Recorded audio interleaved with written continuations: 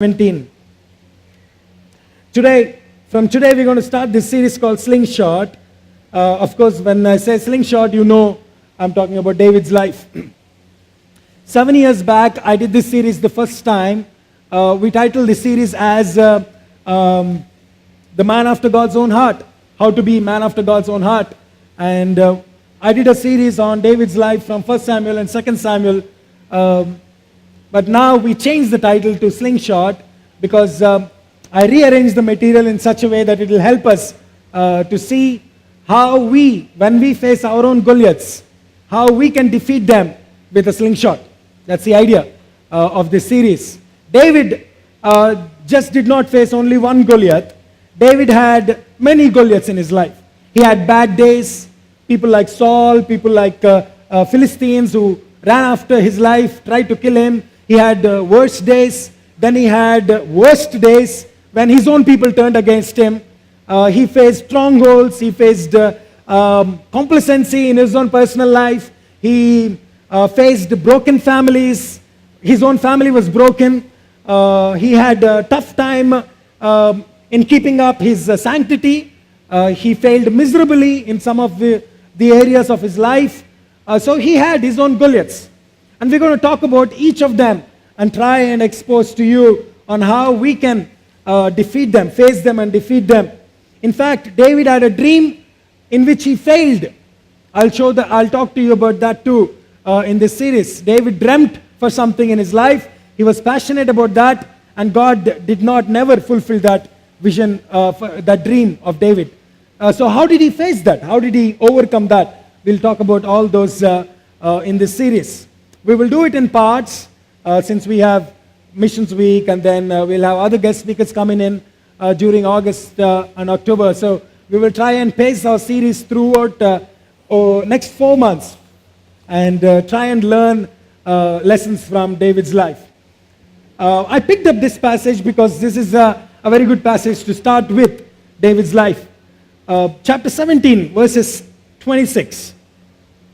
Chapter 17, verses 26. David asked the soldiers standing nearby, "What will a man get for killing this Philistine and ending his defiance of Israel? Who is this pagan Philistine anyway, that he is allowed to defy the armies of the living God? Who is this uncircumcised Philistine who is talking about my God?" That is his statement. Chapter 17, verses 26. David's life starts in chapter 16. But I chose 17 would be a great place to start the story of David. I'll go back to the story of David in 16, but 17 is a great place to start simply because of this one single statement. Who is this uncircumcised Philistine who is talking about my God? Imagine the story. I know you've heard this story many times, but I just want your attention to be given to the story as I recount the story for you today. Imagine this slender, beardless boy kneels by this brook of fresh water. Mud is moistening his knees as the bubbling water cools his hands. Were he to notice, he has these handsome features, but he was not looking for his reflection on the water, but he's actually looking for something else, looking for rocks, stones, smooth stones, the kind that can be stacked up neatly in his shepherd's pouch, or the kind of stones that can fit in the palm of his hand, the kind of smooth stones that are enough, balanced enough and heavy enough to put it in a sling, and then when it is thrown, can go like a missile hitting the target. As he is searching for the stones, there's somebody else who is not able to believe what's happening in front of him. Imagine Goliath standing on the mount watching David walk up to the middle of the battleground and picking up the stones. Goliath probably is staring in disbelief. What is this guy doing there? He couldn't believe that this kid is walking up towards him. He probably started laughing at this tiny little boy who's walking towards him. Along with him, probably the entire battalion of the Philistines were laughing. He towers above all of them, Goliath. They say Goliath was 9 feet 9 inches tall. He was tall and he was strong, like a banyan tree. He had these muscles that are bulging, biceps that are bulging. And if you look at him, you get scared of him. He is strong. He's not only carrying his body weight, but in fact, he's carrying 60 more kilos on his body. Do you know the armor that he was wearing weighed more than 125 pounds? That's almost 60 kilos. Armor. And he had a spear in his hand, which the top of the spear, the iron part of the spear itself weighed 16 kilos, according to the Bible. Imagine this guy as he stood there carrying all this weight. Imagine the strength, the brutal strength that he had on him. Probably looking like world wrestling champion, world WWF champion as he stood there, wearing a 20-size collar, 10.5-inch hat, and 56-inch belt. Anybody have 56-inch belt? His biceps burst as his muscle thighs ripple, and he boasts from the guts of his stomach, "This day I defy the ranks of the armies of Israel. Give me one man, let me fight with him." That was his challenge to Israelites. No Hebrew volunteers. Nobody dared to take the step first. Not even in their mind they were thinking of taking a step. No one. Not until today. But today, David happened. Today, a young boy came to meet his brothers because he was bringing food from his father to give it to his brothers. As he brought this food and cheese, bread and cheese for his brothers, he overheard what this Goliath was saying. And while he heard Goliath, his blood boiled inside him. And so he made a decision. His decision is simple. He walks up, takes the first step, walks towards the middle battleground, and picks up the stones.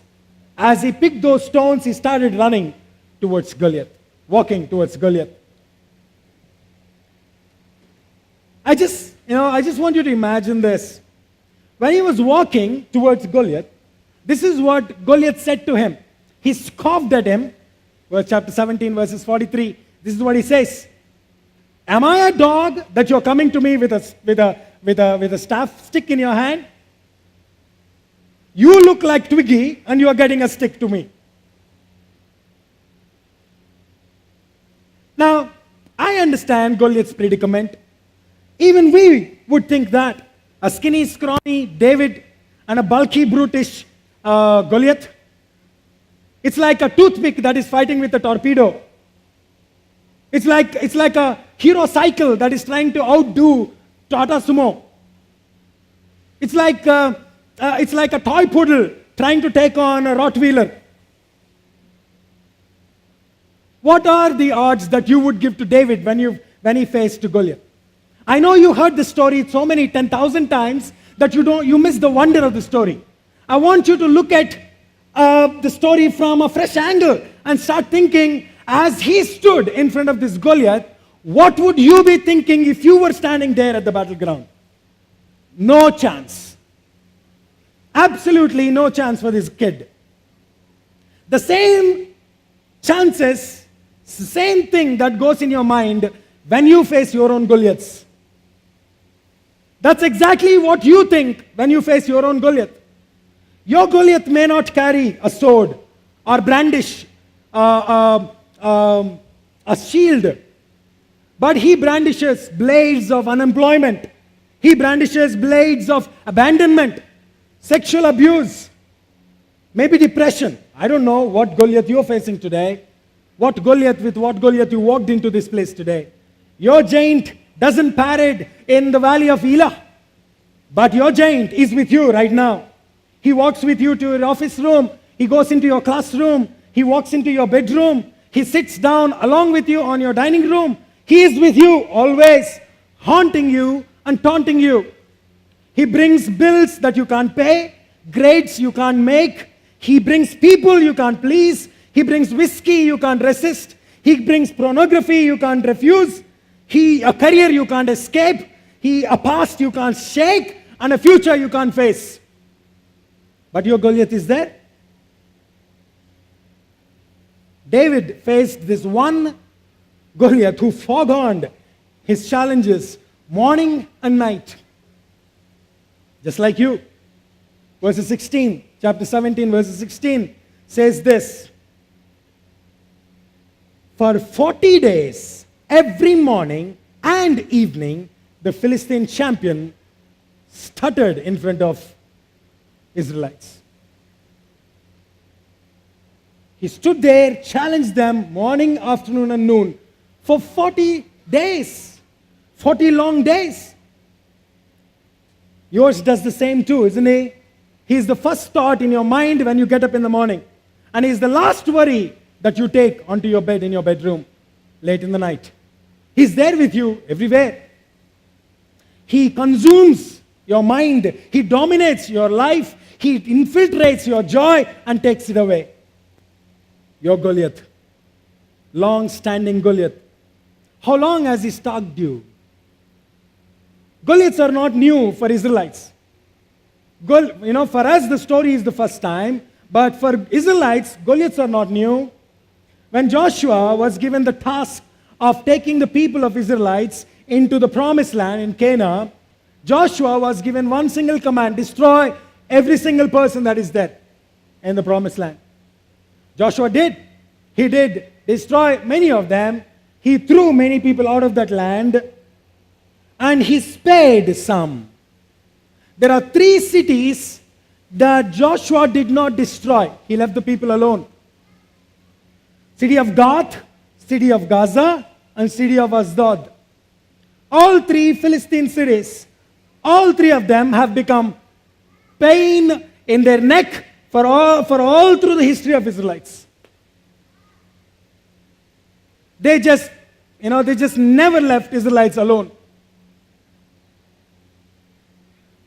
Gath bred giants like this, like Hussain Sagar breeds mosquitoes.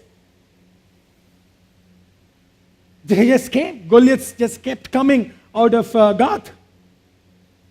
Soldiers saw Goliath. Probably the moment they saw this Goliath, their first thought would have been, not again.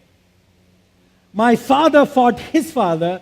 My grandfather fought his grandfather. Now again, this same guy.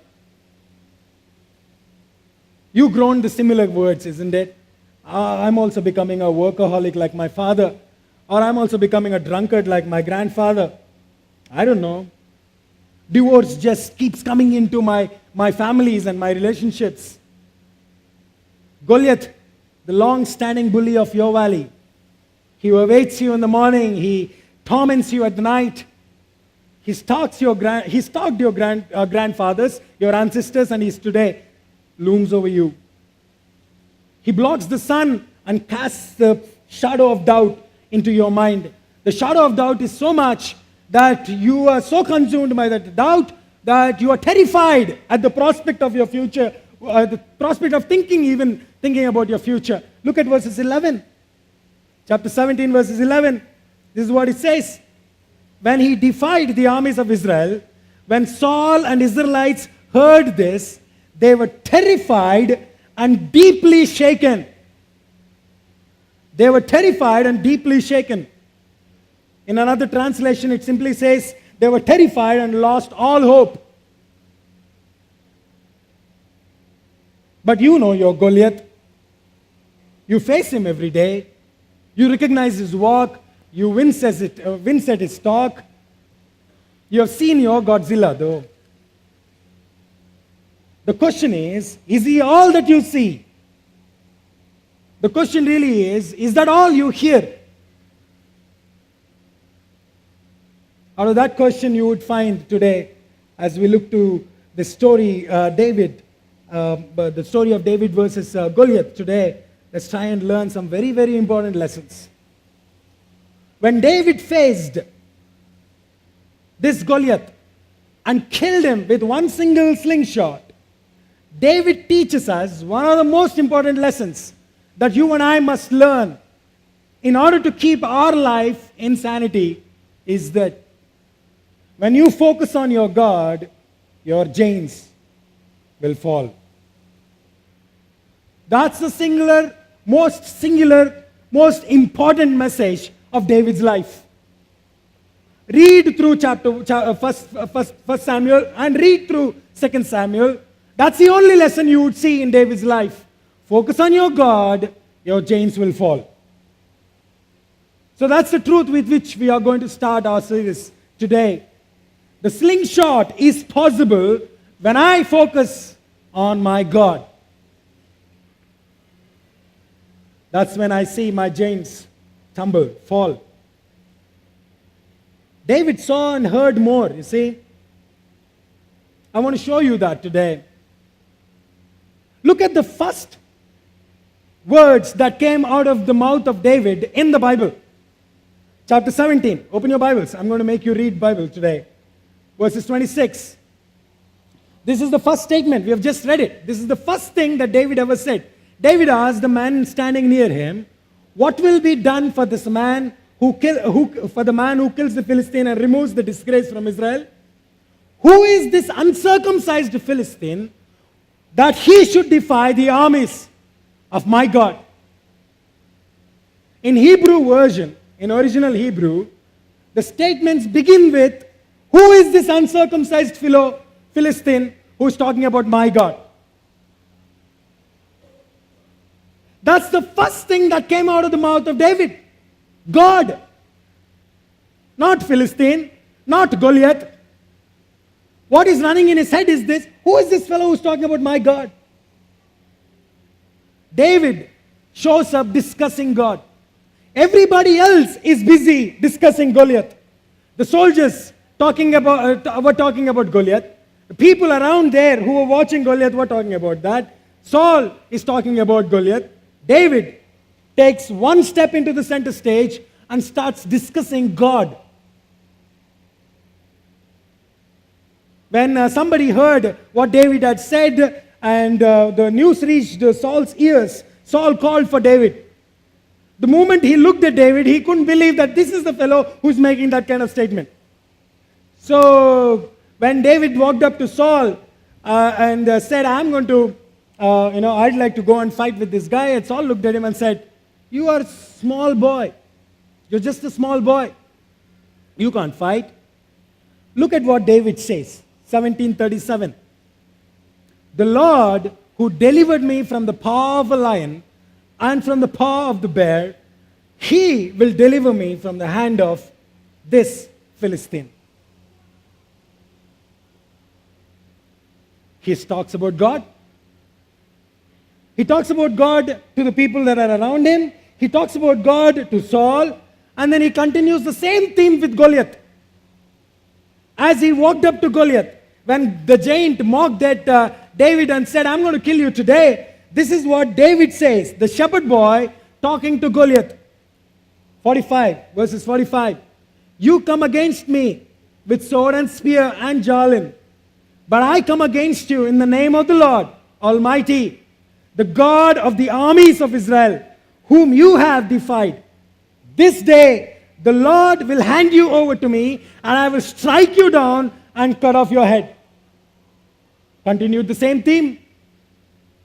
Talks about God to his brothers and to the soldiers. Talks about God to Saul. Talks about God to Goliath also. David's mind is filled with God. No one discusses God. David discusses nothing but God. That's why, with one slingshot, he killed the Goliath. An impossible task. I guess the title of this story shouldn't have been David versus Goliath. The title of this story should have been God focus versus giant focus. That should have been the title of this story. God focus versus giant focus. How did he keep his focus on God? That was the question that just kept gripping my mind. How did he keep his focus on God? What made him keep his focus on God? As you go through the story in chapter 17, you will find 3 clues that help us to understand from David's life on how he could keep his focus on God. How was he able to do that? Number 1, the first clue is this. David never forgot who his God is. That's the first clue. David never forgot who his God is. David sees what others don't. He refuses to see what others are seeing. All eyes except David were on the brutal, hate-breathing Hulk. All compasses, sans David, are set on the pollster of Philistine. All journals, but David's, are describing the day-to-day affairs of this Neanderthal. David has something else in his mind. Everybody is talking about the Goliath. Everybody is studying Goliath. Everybody knows who their Goliath is. They are talking about his taunts. They are talking about his words. They are talking about his size. They are talking about his demands. They know how he walks. They know how he talks. They know how he shouts, just like us. People majored on Goliath. David majored on God. That's the difference. He sees the giant. Mind you, he's not blind. He is seeing the giant. He sees the giant. The point is this: he just sees God more than his giant. That's the difference. Most of the time, our eyes are filled with the giant that is in front of us. But David teaches us, oh, your God is bigger than your giant. Keep your eyes on your God. You come to me with a sword and a spear and a javelin, but I come to you in the name of the Lord of hosts, the God of the armies of Israel. Armies of Israel. The army, the only army that was there, is terrified of Goliath. David walks up to the battleground and is looking at the Philistine who would surely kill him. And he's saying to his face, I see the armies of the Lord. Not this army, but I see the armies of the Lord. David sees what nobody else is saying. You got to learn to see what nobody else is saying. The armies of the Lord, the hosts of angels that surround you, and the mighty arm of your God. That's a plural noun, you see. Armies of Israel, armies. He sees platoons of angels, infantries of saints, weapons of wind and forces of the earth. He knew this, that God could pellet the enemy with hailstorms as he did for Joshua. He knew he would stir a thunder as he did for Samuel. He knew his God. Never forgot who his God is. The day we forget who our God is the day we stumble in front of our giants. That's the day your giants fill your hearts with this kind of insecurity. Look at chapter 17 of 1 Samuel when you go back and read it again at home. List down how many times David spoke about Goliath. To your utter amazement, you will find there are only 2 occasions when he spoke about Goliath. One, he spoke to Saul about Goliath. The other one, he spoke directly on the face of Goliath. When he first heard, verses 26, what Goliath was saying, David talked and said, who is this fellow? He doesn't even name him. He simply calls him uncircumcised Philistine. When he walked up to Saul, and while they were having conversation, David then mentions this uncircumcised Philistine, verses 36. But then look at how many times David talks about God. With Goliath, he doesn't have questions. No inquiries about Goliath's skill or age or social standing or IQ. David asks nothing about the weight of the spear or the strength of the shield or the meaning of the skull that is in his hand, on his head. David gives no thought to the dinosaur that is on the hill. But he gives much thought to his God. Read David's words again and again. Underline how many times he uses the word God. You will find it, verses 26, 36, 45, 46, 47. You will find 9 times David says God, Lord.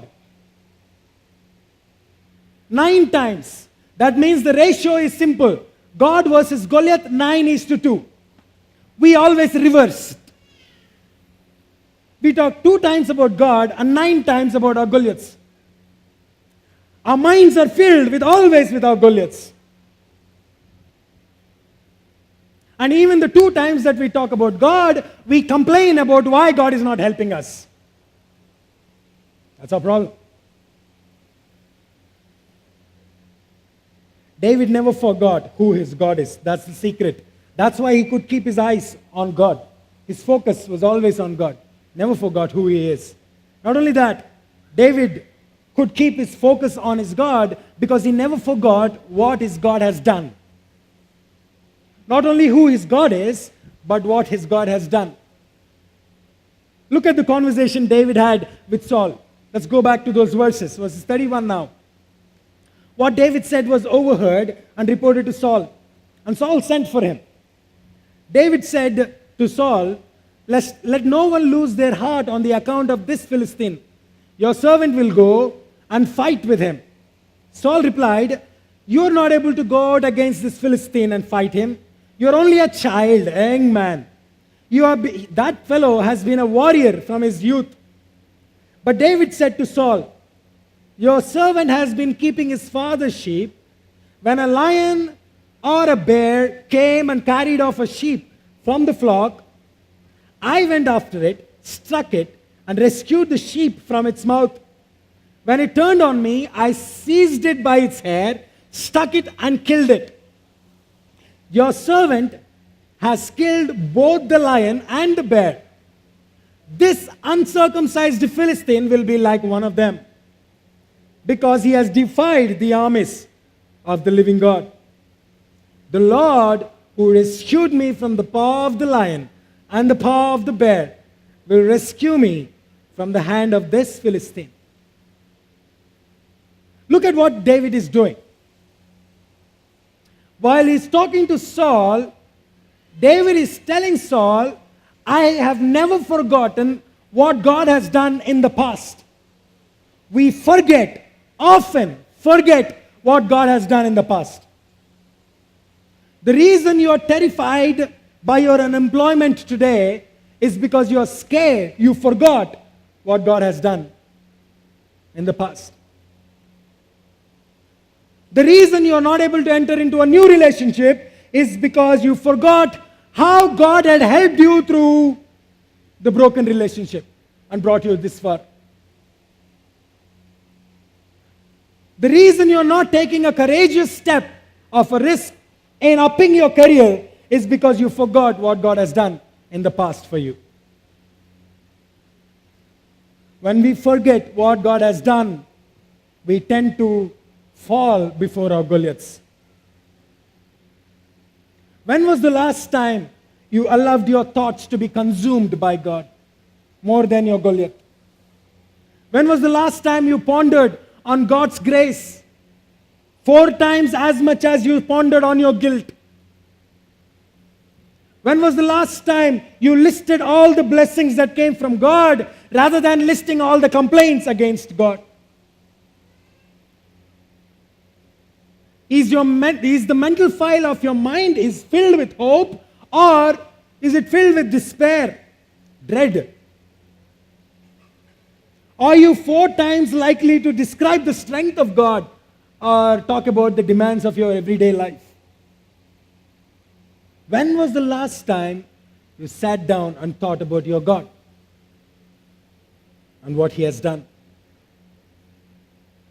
I know many of us didn't do that. I understand. I am one of you. So we don't have to become disheartened, because we can learn today from David that we will choose never to forget what God has done in the past. David never forgot what God has done. So therefore, he kept his eyes on God. His focus was always on God.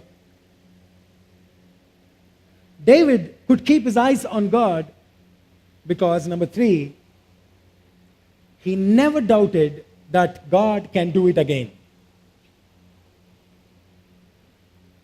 There was not even a trace of doubt in the mind of David about the willingness of God to do something again.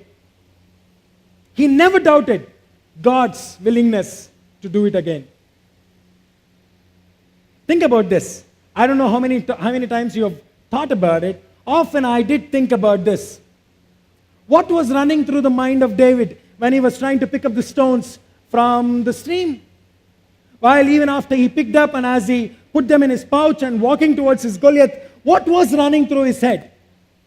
What was happening as though he did dare in front of Saul and the army, now that he's actually facing his Goliath, what was running in his mind? That little head of David. I wish I could say that David was tiny little bit afraid. I wish I could say that David had somewhere in his mind a little doubt. Did I do something wrong by just shooting off my mouth? I wish I could say that, but unfortunately I cannot, because David shows me something else here. Look at what happened as he walked towards Goliath. 41, verses 41. Meanwhile, the Philistine, with his shield bearer in front of him, kept coming closer to David. He looked at David and saw that he was little more than a boy, glowing with health and handsome, and he despised him. He said to David, "Am I a dog that you come to me with sticks?" And the Philistine cursed David by his gods. "Come here," he said, "and I will give your flesh to the birds and the wild animals." Now look at what David is saying to the Philistine. "You come against me with sword and spear and javelin, but I come against you in the name of the Lord Almighty, the God of the armies of Israel, whom you have defiled. This day the Lord will deliver you into my hands, and I will strike you down and cut your head off.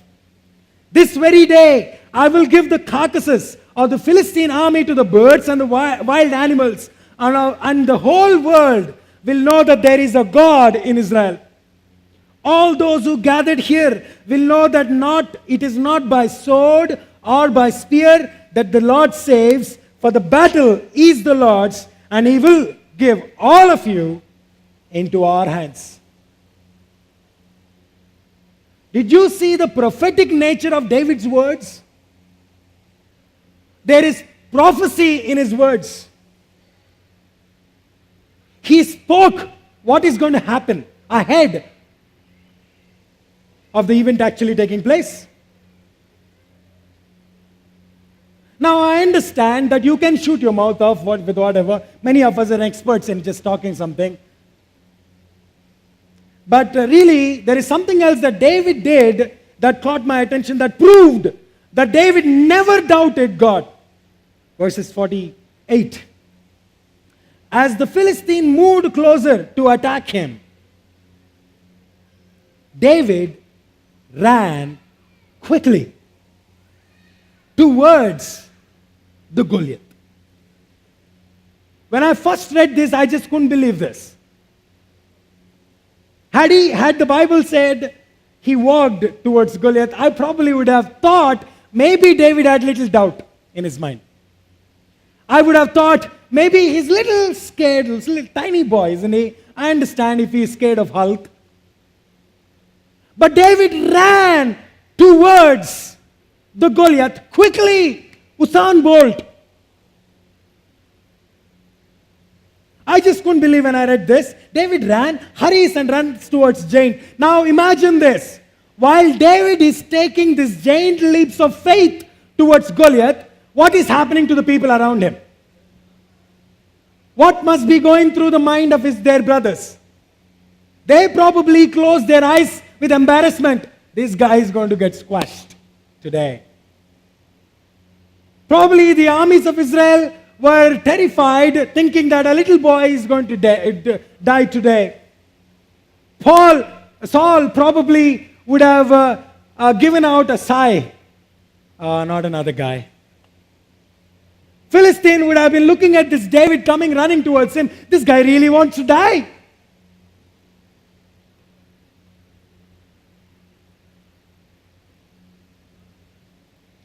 But then, as he sees this David running towards him, I imagine the movement of what's happening there in that valley of Elah. The Philistine would have burst into a laughter of mockery as he saw David running towards him. The whole valley would have resounded with the laughter of Goliath for a moment. Yes, definitely, yeah. And then the laughter goes out. The only sound that you would hear is the sound of a swirling sling that threw a stone straight in the air towards the head of Goliath. That's the only sound you hear. As the stone torpedoes in the air and cracks the skull as if it cracked a coconut. That's the sound you hear, the crack of a skull. And then you would hear the sound of as if there's this huge stone that fell on the ground. Dub. And then there is silence, a eerie silence. Nobody's talking. The brothers who closed their eyes, expecting their brother to be squashed, would open their eyes. Why is everybody silent? That's called slingshot.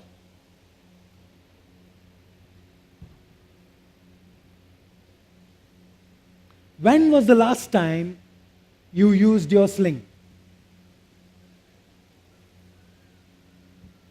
How long since it is since you ran towards your Goliath? The problem is we tend to retreat. We are people who are better at retreats than run towards. We like to duck behind a desk of work. We like to crawl into a nightclub of distraction or a bed of forbidden love. For a moment, or a day, or a year, we feel safe, insulated, secure, anesthetized. But then the work will eventually run out. The drink will eventually be worn out. The liquor wears off. And your lover leaves you. Then you got to face your Goliath again. The same booming voice, bombastic voice, haunting you. How long? We have been like that from the beginning of the age. Adam ran from God. Jacob ran from God. Moses hid from God. How long are you going to hide from your Goliath? Maybe today we will try a different task. That today we will decide that we would run towards our Goliath with God-saturated heart.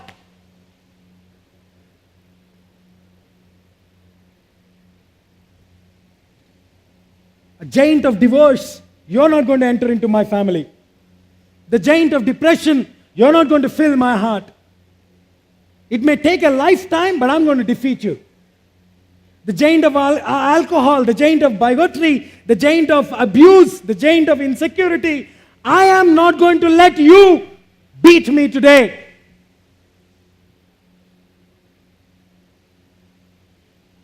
How long since you loaded your sling and took a swing at your giant? Too long, you say. I understand. So let's look at David and learn from him. Let David be our model to teach us how to use your sling and give a surefire shot at your Goliath. God calls him the man after my own heart. In Acts chapter 13, verses 22, God calls him, he is a man after my own heart. He gave this appellation to no one else in the Bible. Not even to Abraham, not to Moses, not the Mr. Clean Joseph, not Daniel. He called Paul an apostle, Peter an apostle, John his beloved, but no one is called the man after God's own heart but David. David. When you look at David's story, you will wonder whatever made God call this guy the man after God's own heart. This fellow fell as often as he stood, stumbled as often as he conquered. He stares down at Goliath and falls down at Bathsheba. He defies God mockers in the valley of Elah, and yet joins the same people later in his life, makes friendship with them. An Eagle Scout one day and a chum of Mafia another day. He could lead armies, but he can't even manage his own family. Raging David, crying David, weeping David, bloodthirsty David, God hungry David, 8 wives, 1 God. Whatever made God call this guy man after my own heart? I guess the question is not whatever made God call this guy man after God's own heart. The thing I think you and I need to think about today is that God called him the man after God's own heart. If God can call a guy like him a man after my own heart, I guess I have a chance today with my God.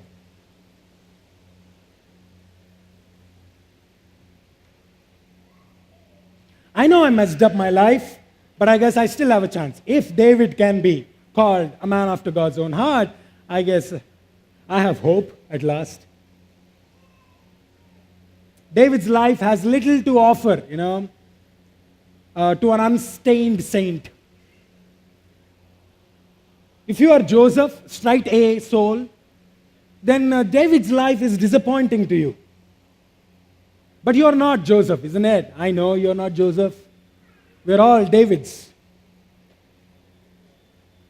So let it be a reassuring fact that God called David man after my own heart. We ride in the same roller coaster. We alternate between the swan dives and floppy stomachs. In David's good moments, there is no one who is better than him. In David's bad moments, there is nobody who could be worse than him. He's just a checkerboard. The heart that God loved is a checkered heart. That should give you hope this morning. That should give you another shot at your life. Grace offered freely to a heart that is swinging between good and bad, that is swinging between holiness and evil. You got another chance today looking at David's life.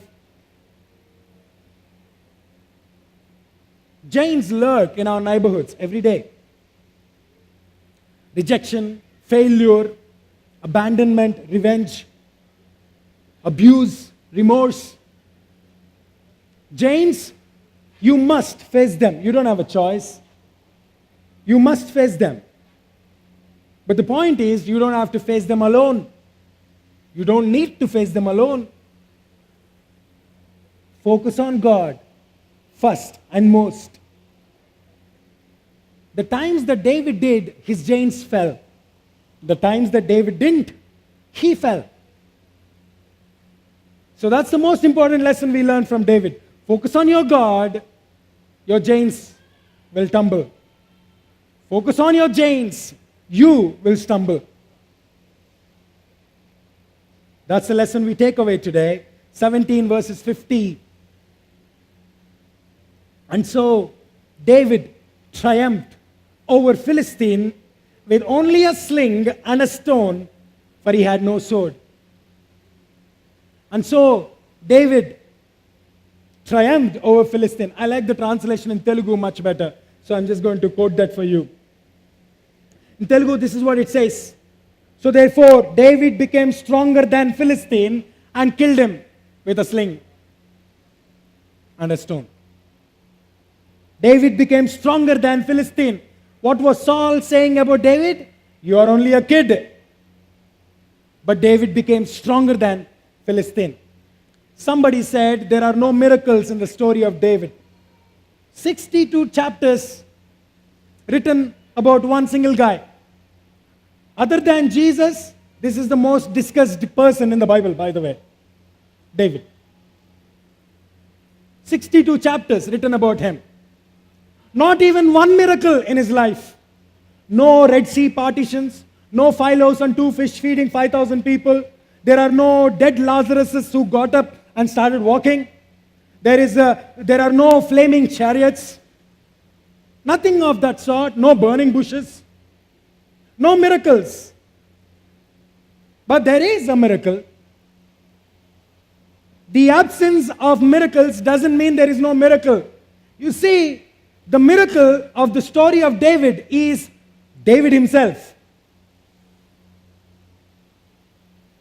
That a person like David can be used by God is a miracle. So therefore, you don't need miracles in your life today. You are the miracle. God wants to turn you into a miracle. I guess that's a better proportion than to have a lot of miracles in our lives. Focus on the giants, you stumble. Focus on your God, your giants stumble. God loves to make you the giant slayer. God, who made a miracle out of David, stands ready to make one out of you today. The choice, again, is yours. Your choice. Where is your focus today? That's the question. On your giant or on your God? If it's on your giant, maybe David teaches us on how to focus on our God. That we will today choose to remember who our God is. That we will today choose to remember what He has done. And that we will not even doubt what He can do with your life. Let's take a moment to close our eyes right now. Think about what He taught you today. God is giving you a choice.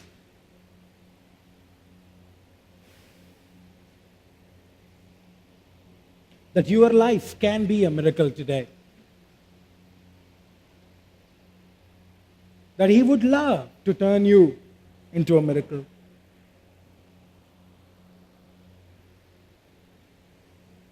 Give you an opportunity to use your sling to take a pot shot at your Goliath and kill him today. Your choice. The giant of depression, the giant of unemployment, the giant of an abusive boss, a giant of insubordinate team members. I don't know what you're facing today. You know your Goliath. So tell your Goliath today, I'm going to run up to you, man, and I'm going to destroy you today.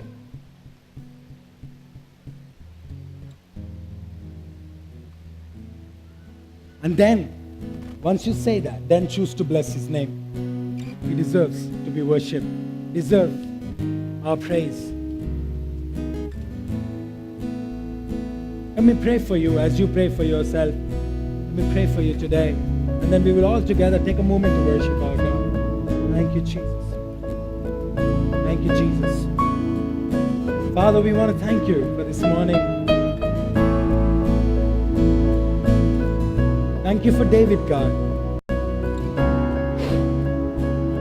David gives this assurance to us that we can come back to you. That we too can experience grace. That we do have another chance. And that God, if we keep our eyes on you and run towards our Goliath will tumble today. So we run to you, Goliath, in the name of our Lord. We're going to destroy you today. The old habits that are dying hard, we're going to destroy you today. The relationship, the string of relationships that are keeping me from moving forward, I'm going to break it today. The boss who is abusing me, I'm going to face up to that today. Whatever my giant is today, I talk to you, my giant, that I come to you in the name of the Lord of the armies of heaven. And today, the Lord will give you into my hand. May that be the heart cry of our people today, God.